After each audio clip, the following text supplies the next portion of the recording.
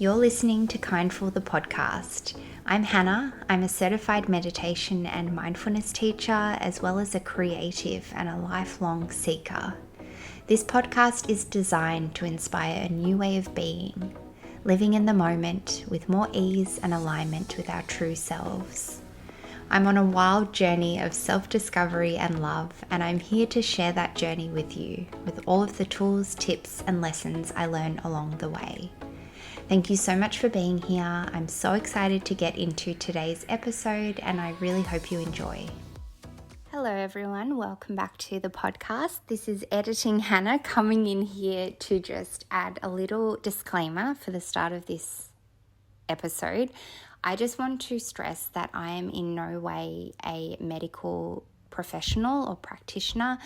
I have just had a lot of experience with a lot of different health and healing modalities, and I want to share that experience with you, and I hope that what I talk about today will give you a little bit of an insight into my own personal journey with healing and with working through a lot of different physical experiences, physical things that I've been through. And so I just wanted to mention that and really stress that, because I think that there's a lot of people out there spreading misinformation about different things, and I just want to be really clear that I'm not in any way trying to imply that I'm an expert in this area. I just want to share my own personal journey with you, because I feel like I have a lot of experience that I can share, and perhaps it might help you wherever you're at on your own journey. So I just wanted to mention that, and let's jump into the episode.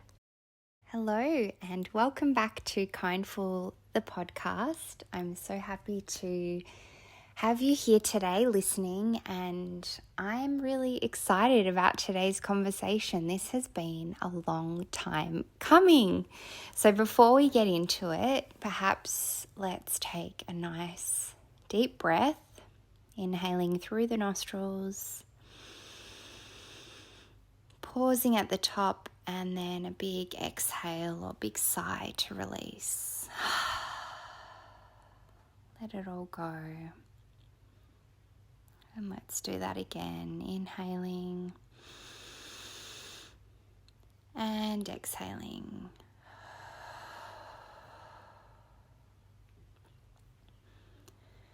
Wow.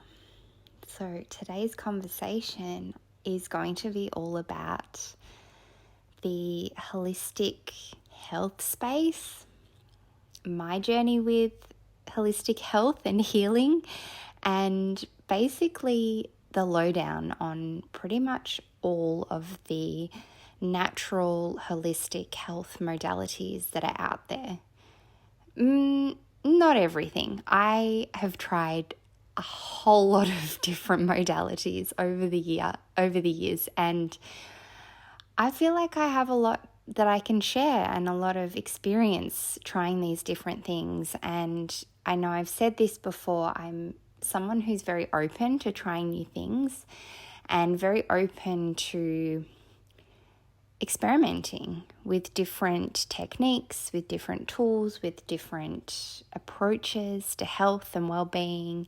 And I think that that's in a way been a really supportive and positive attitude to have, or approach to have. But also, I mean, it's not cheap.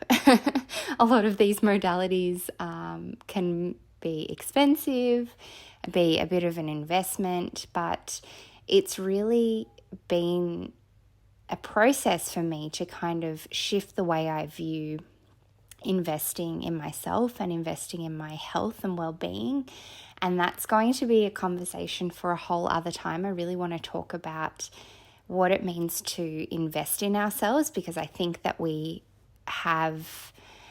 all have a different idea of what this means. And so I kind of want to share my thoughts on that topic, but that's a conversation for another time, because today I really just want to talk to you about my own journey with holistic health and healing, and all the different things that I've tried and my experience with them, so that you might find out what it is that you want to try, or you might learn about a few different modalities that perhaps you've never heard of or you've heard of but you haven't tried. And so I have a huge list here because, like I said, I have tried basically everything. I mean, I'm sure that's not true. I'm always uncovering and discovering new things. But how it all kind of came about for me, because this has only really happened in the last, I want to say, 5 or so years that I've been trying and testing out different holistic health methods. And when I say holistic health, I mean, or alternative health modalities or healing modalities. So not like your standard kind of Western medicine approach to health and well-being and healing, but more of an alternative or a holistic approach. So trying different things like mind-body connection. We'll get into it as the conversation goes on, but I'm really talking here about trying different approaches that are out there to healing our bodies. And I've been on quite the journey of healing my body. So there's a few things I want to talk about here. If you're not aware, I haven't talked about it a whole lot on the podcast before, but I actually experienced chronic neck pain and really bad headaches. So I had constant headaches for, I'm trying to think how long or when it was that they started. I remember that they started when I moved back from Canberra to Melbourne, which was late 2013 or 14, I believe. I can't remember exactly, but it was a long time ago. Like, this is something that I've been managing and dealing with for a very long time now. And as you can imagine, having a constant headache was extremely debilitating and extremely upsetting and stressful, because I had had headaches like everyone gets from time to time, being tired or sick or run down or whatever, stressed, dehydrated, but I had never experienced it to that degree, and it was just so completely debilitating. And now looking back, I can't pinpoint exactly what happened or why, but I did have a very minor car accident and the headaches actually started after this. So part of me thinks that kind of triggered it. But I know now from what I've learned and my own personal research that I've done, that there is definitely an emotional component, and I'm going to get into that. So I'm pretty sure, like, as I'm piecing together the different parts of my journey, I can see that what was probably happening was that when I moved back to Melbourne I was living in Canberra for a couple of years, and when I moved cities, I just lost my grandma, so I was going through the grief of that. And I was also in a long-distance relationship with my now ex-husband, and I think a part of me knew deep down that we weren't compatible, but I think that I felt obligated to stay in that relationship because he had waited for me while I was living interstate for work. So like, there's so much here that I could unpack, but really what I think happened is that it was at that time that I started to really abandon myself and abandon how I was feeling emotionally. And there's such a strong connection between emotions and the physical body and how those manifest as physical pain. And I'm not going to get into that because I'm not an expert. I'm not a health physician or practitioner, so I'm not going to get into that, but there's so much research out there, there's so many books out there that you can read about this topic. And so through my own journey of experience and trying different things, I've learned a lot over the years. So, oh gosh, sorry, there's a bit of noise in the background. I'm just going to pause for a moment and gather my thoughts. There's been a lot of movement happening in the building, and I know I'm trying to not let it bother me, the noise. But yeah, so this is how it kind of started out for me. I started experiencing really bad neck pain and headaches, and I had really bad jaw pain and tension, and I was just in a constant state of pain, which is not something I had ever experienced before. And so, as you can imagine, it was very debilitating and very unsettling and upsetting. And so I went down the normal route that often is recommended, like physio. I saw physios. I also saw myotherapists, and I saw a TMJ, like a jaw specialist, to try and help with the jaw pain. I went and got Botox into my jaw because that's something that my doctor had recommended that I could try. My doctor also put me onto these really strong painkillers. I was on codeine. Like, it was crazy, and I gained a lot of weight in my face because I think it's called prednisolone. It's a drug that can help relieve pain, but it causes, like, I think it's called chipmunk something. I don't know, something to do with chipmunks. And anyway, it was wild, and I just kind of was like, this does not feel right. Like, my body does not want to be constantly taking drugs. I don't want to be constantly having to take drugs. I even had this TMJ specialist recommend drinking wine to help relax myself. Like, at what point did one of these practitioners even think about some sort of natural way of relieving stress? Like, it's kind of crazy to me. And I know that the industry has changed, and I know that a lot more information now has come out about things like mindfulness and meditation as a way to relieve stress and to relieve physical pain and tension. But I really did feel at the time like that was kind of overlooked, and I was just being prescribed these different drugs and forking out all this money for physios and specialists, and I wasn't seeing any lasting results. And it wasn't until someone recommended to me Bowen therapy. So Bowen therapy is an alternative health modality, or a holistic health modality. I probably should have pulled up a definition before I launched into this conversation, so I'm just going to Google it now while I'm talking to you. But it says here, a Bowen treatment consists of sequences of small moves at varying pressures, each at a specific site on the body. The treatment is pleasant. Therapists use light cross-fiber maneuvers of muscle, tendon, or ligament with no forceful manipulation. And here it says, the Bowen technique is an alternative type of physical manipulation named after Australian Thomas Ambrose Bowen. There you go. It says here, there is no clear evidence that the technique is a useful medical intervention. And that's just so disappointing to read something like that, because I feel like there is still such a stigma and just so many misconceptions around holistic modalities like Bowen therapy.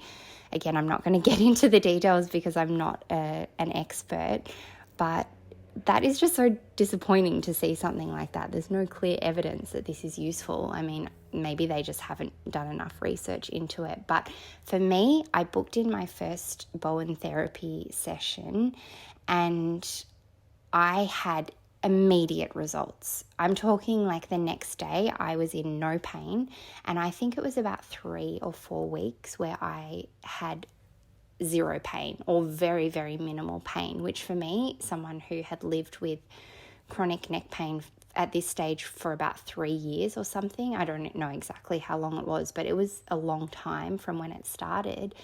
This was huge. This was huge to find something that could give me that amount of extended relief from pain was huge.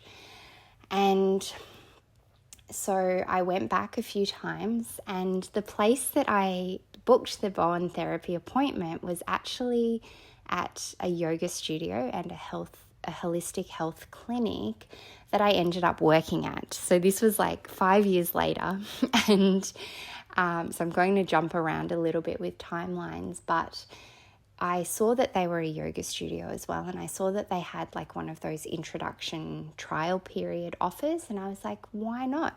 I like yoga. I used to do yoga a lot when I was younger. Let's sign up and let's give it a go. And so I ended up signing up, and I did like a 30-day trial at this yoga studio, and I loved it. And I felt so much better in my body. I was doing the Bowen therapy, and I was also doing yoga a few times a week, and I felt really good. And as many of you would know, meditation is a big part of yoga. So this was probably where I got reintroduced to meditation, or the practice of meditation, and I felt so much better. And so I ended up signing up to that yoga studio, and I ended up going for a couple of years. And it wasn't until COVID hit that I paused my membership, because everything closed down. All the yoga studios and gyms and everything closed down. So I kept going there for years. And when I went off the pill, in the previous relationship that I was in, I'm just going to say it bluntly, like, we were trying to get pregnant, right? We got married, we were trying to get pregnant, and my cycles were all over the place. And I saw at this point that I had heard that acupuncture was an effective way to regulate your cycles and to help with fertility and help with getting pregnant. And so I booked in for some acupuncture, and I went and saw that acupuncturist for a couple of months, and I ended up, as many of you would know, I got pregnant. And I feel like I'm again jumping around with timelines, but it was actually at the start of that year, start of 2019, that I set the intention to work on my self-worth, because I had realized that I was really struggling with self-worth.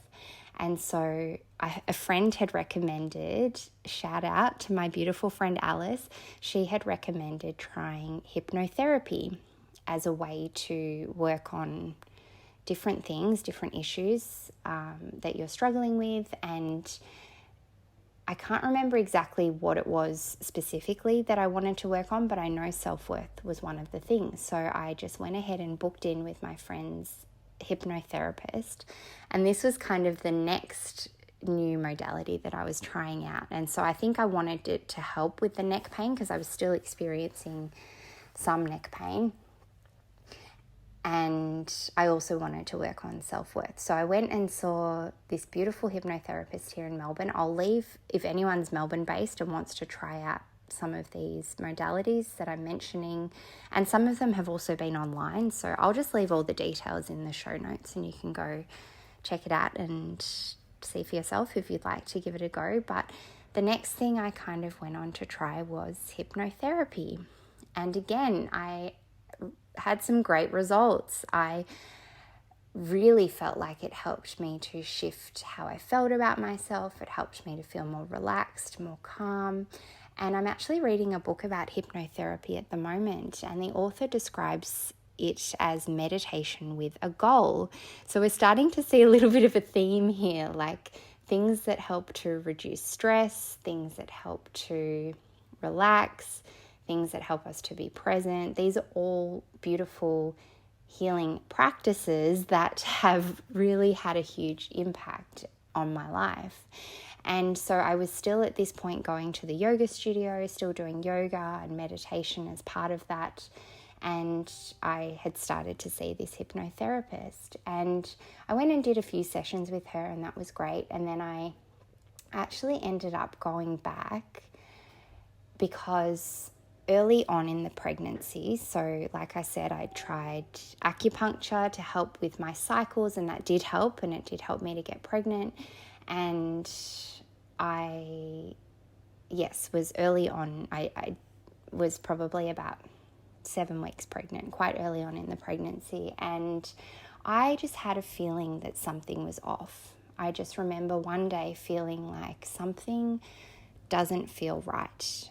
I had stopped feeling nauseous, and that was one of the main pregnancy symptoms that I experienced was nausea. And so something in me was like, this doesn't feel right. But I was trying to remain positive and trying to remain calm and not jump to conclusions. And so I went back to see my hypnotherapist, Astrid, and I just wanted a session to help me to calm down my nerves and to trust that everything's going to be okay, the pregnancy's going to be fine. And so I booked in, and I remember talking to her about how I was feeling. And it was funny because in the session when we got into it, and how hypnotherapy works is you lay down on a table. I guess you could probably do it in a chair, so just like a really comfortable position. And she put blankets on me and had pillows and all these things. So you're just really comfortable. And then she kind of talks, you have a bit of a conversation first. So it's kind of like a little bit of a therapy session, and talk about what you want to work on, what your intention is, or what your goal is. Again, if we think about hypnotherapy being meditation with a goal, what happens is that you're dropping into the theta brainwave state. So this is the state that we can access when we get to meditation. It's also the brainwave state that we're in when we're just waking up first thing in the morning or just before we go to sleep. So it's kind of in between sleep and being awake. It's kind of the in-between. So it's a very receptive state to be in. It's often where we can get to the subconscious mind and we can access the subconscious beliefs and reprogram them, which is actually how it works. Again, not being an expert or a specialist, but I do kind of have a basic understanding of how the mind works and how the subconscious mind works. And this is where we can make changes through things like hypnotherapy or meditation, because we are accessing that subconscious mind where so many of our beliefs and our patterns and our thoughts live. And so anyway, I lay down and I got into the hypnotherapy session like we always did. And I don't remember exactly how it happened, but I had this kind of vision. And it may sound crazy, but I was able to visualize myself teaching meditation, becoming a meditation teacher. I came up with the brand name Kindful Co. It came to me in this hypnotherapy session. I saw the logo, like how I wanted to create the logo. Like it all kind of came to me in this session, which sounds crazy, I know, but it's true. I feel like, in a way, the universe was saying, this is what you're meant to birth right now. And I know, again, this probably makes me sound crazy, but this was my experience. And this is how Kindful Co. came about. And so, of course, as many of you would know, I went on to lose the pregnancy, and I went through that process of grieving and of going through a really difficult time of just kind of, being with that experience and being in it and stopping. And I was forced to really stop and to slow down, and ended up going through a separation months later because I realized that that wasn't the right relationship for me, and it was not healthy, and that was what needed to happen. But through that hypnotherapy experience, I decided that I wanted to become a meditation teacher, and I went on to take my meditation teacher training later that year, and here I am now, a few years later. Like, it's pretty crazy how it all happened. And so I know we kind of went on a little bit of a tangent here, but I'm just kind of trying to tell the story of how I've tried lots of different experiences and lots of different modalities that have supported me on my journey. And so meditation has been a huge part of this journey. And hello, Nala. She's just coming up to say hello. Meditation has been such a big part of my journey. As you can probably tell, it was something that got me through that really difficult time. It was something that helped me to make that decision, slowing down, being with myself, being with the experience, and reconnecting with what I believe to be my higher or more authentic self. And so anyway, I am really grateful for all these different things that have helped me. And I didn't mention, something that I wanted to mention, but I didn't mention, is also before I ended up leaving the relationship, I started doing some coaching. And I know I've talked a little bit on here about my experience with coaching. Again, this is something that I want to talk about in the episode that I do about investing in ourselves, because I think that that's one of the ways that we can invest in ourselves is through coaching. But I do have a lot of thoughts on that. But I did do some coaching. I did group coaching with a confidence coach. And her husband is a meditation teacher, and he owned the gym that Alex used to work at. So this is where I ended up joining the gym, and I found them, discovered them, and I also ended up meeting my now husband, Alex. So it is a small world.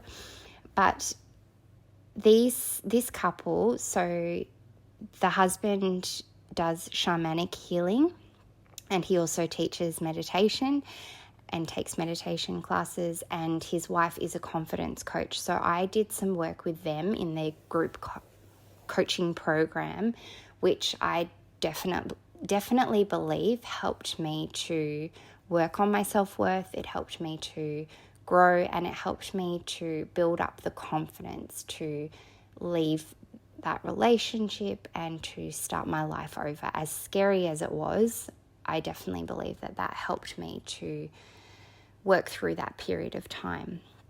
And so this then leads me on to my next kind of chapter, where I ended up going full circle and working for this yoga studio and health clinic that I just first kind of discovered any of these alternative healing modalities at. And it's a beautiful place here in Melbourne, and I ended up working for them for about a year, doing some reception work, doing some admin, and also doing their marketing and social media, because that's my background, is in communications and marketing. And so, of course, being an employee at this place, I found myself being really curious about trying some more different modalities. So I tried Reiki, which is like energy healing. I don't really know how to explain it, so I'm just going to let you Google that one if you're interested in reading about Reiki. I also had a tarot reading, which was really cool. And so she pulled cards and basically gave me a bit of a reading on what the cards said. And I also had an astrological reading done, which was really interesting. I had aromatherapy massage, which was beautiful. It's just like a normal massage, but they use aromatherapy as well to help. And I've had kinesiology. I've tried so many different things, and I really do think that having that experience, being surrounded by these different practitioners, was so interesting and really opened my eyes to so many different ways to heal ourselves and to heal different things that we find happening with our bodies or our emotional state or whatever it may be that we're wanting to work on. And I have been consistently getting acupuncture done ever since I started working there. And even though I don't work there anymore, I still go back and get acupuncture done because it just makes me feel good. It helps me so even though I've healed a lot of the chronic pain that I used to experience, and I wouldn't even consider it chronic anymore, it's more just something that I kind of manage through my own meditation and mindfulness practices, through rest, through taking nice long hot showers when I need them, doing things, self-care, doing things that make me feel good in my body. I now see the pain when it does come up from time to time, because it still does. I mean, all of us experience pain and tension and stress. And for me, I see this physical pain when it comes up.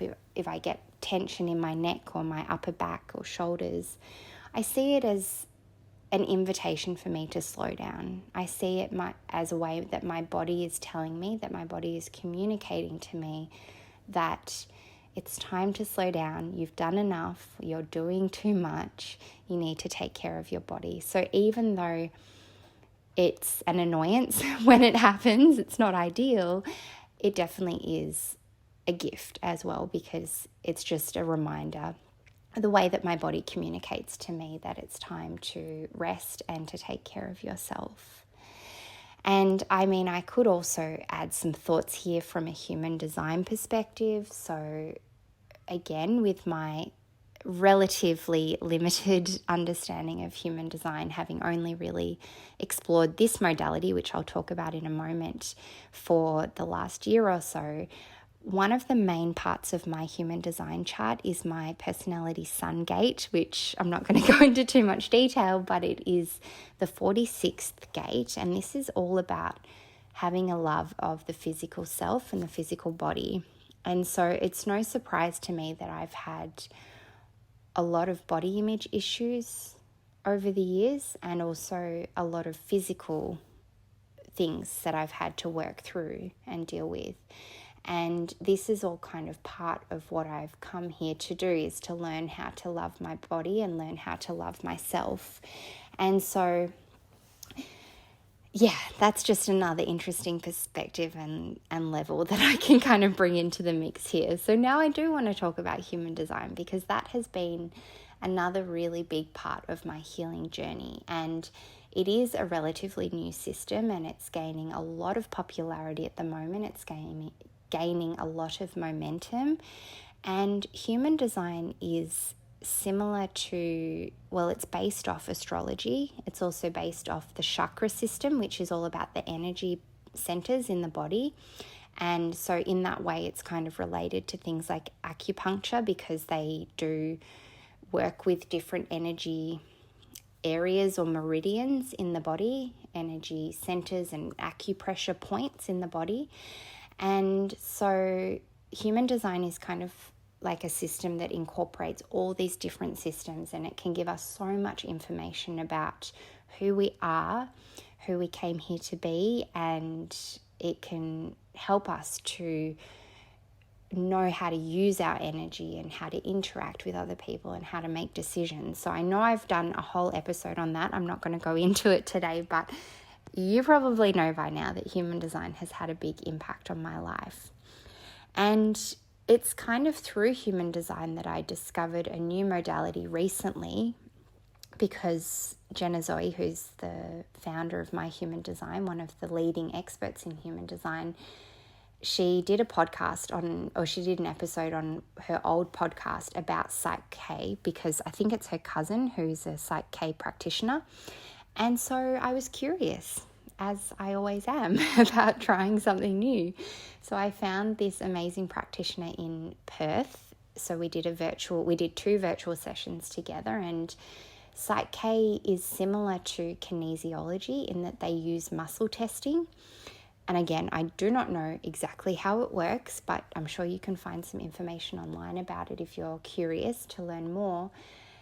And it's all about, again, tapping into the subconscious beliefs, the subconscious mind. So really fascinating stuff. And I have had some great results so far. I mean, it's kind of hard to tell when you do try lots of different things. And I'm also doing my own meditation practice, and I'm also learning about my human design, and I'm also going for walks, and I'm also going to the gym, and I'm also doing all these different things. It's hard to kind of sometimes pinpoint exactly what it is that is helping you to heal, which is why if you are interested in trying some of these modalities that I've talked about today, you might like to do a bit of research first and then pick whichever one kind of calls out to you the most or stands out to you the most that you want to try. And you might like to try it, for a few sessions and just like one thing at a time rather than trying to mix too many things, because again, how do we actually know, or how can we kind of pinpoint what it is that's having the greatest effect? If it's just more like noticing if we're introducing something new and we see results, then fantastic, that's great. And again, these are all things that we can experiment with and try, and different things will come to us at different times or will call out to us at different times. I definitely believe that whatever tool we are needing will present itself, and just like the meditation kind of called to me at that particular time, that tool called to me.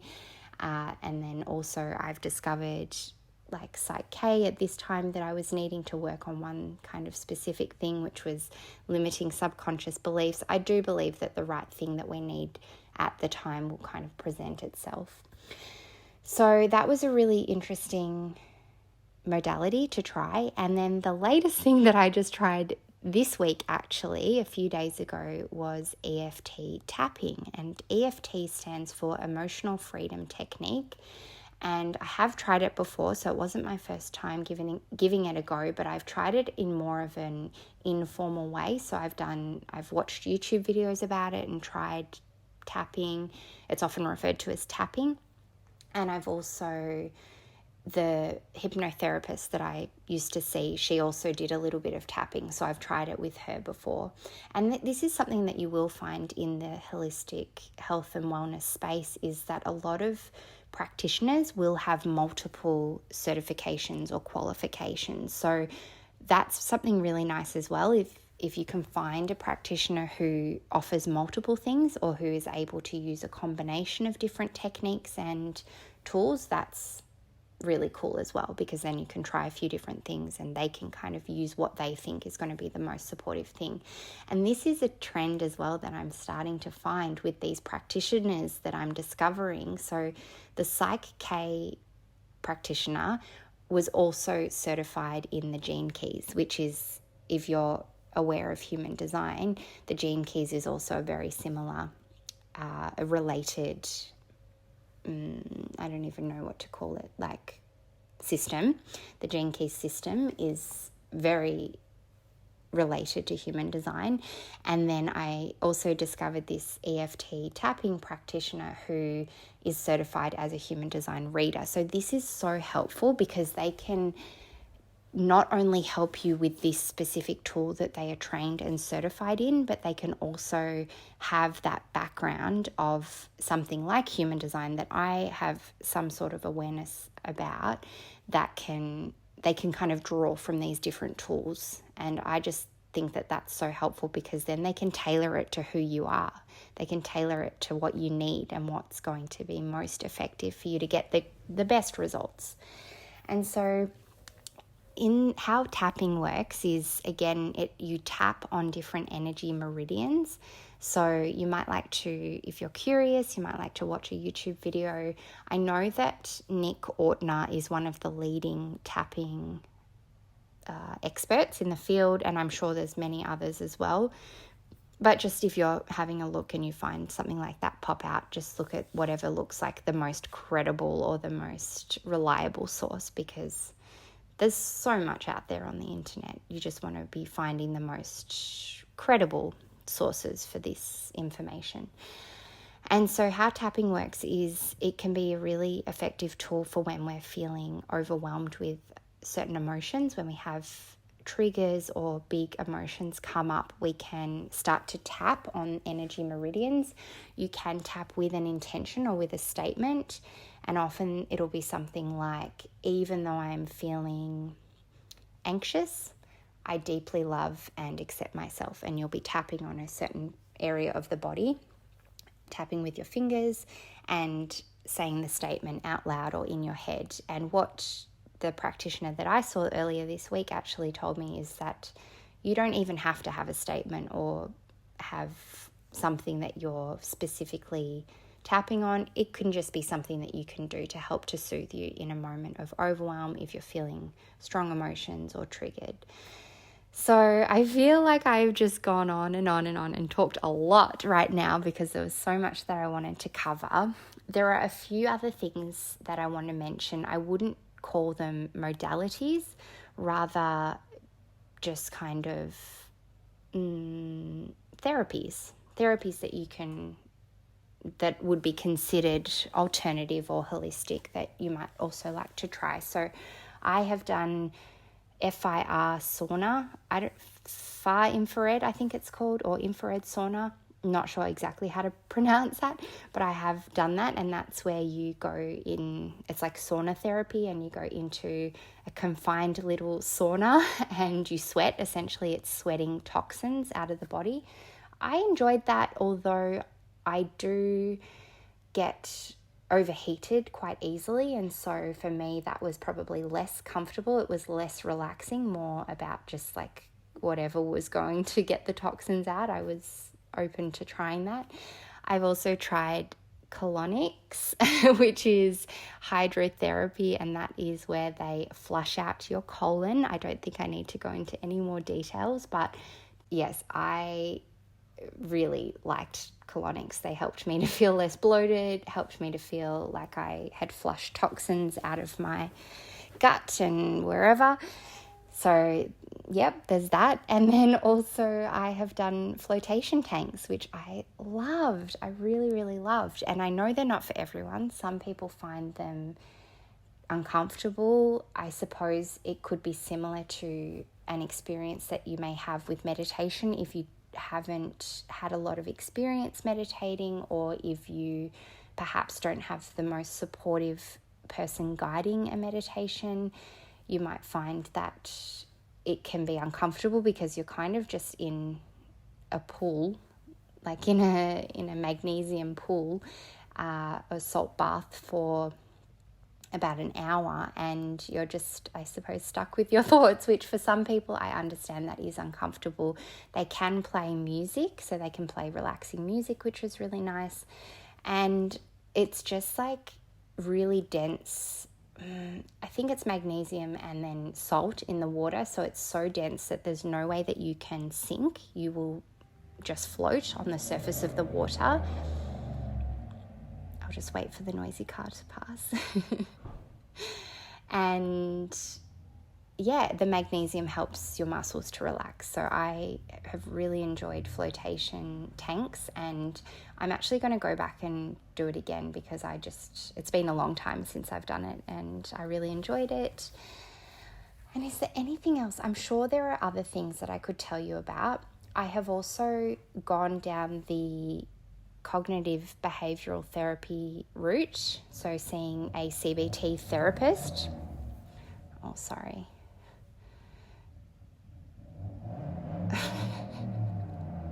There's a hoon outside.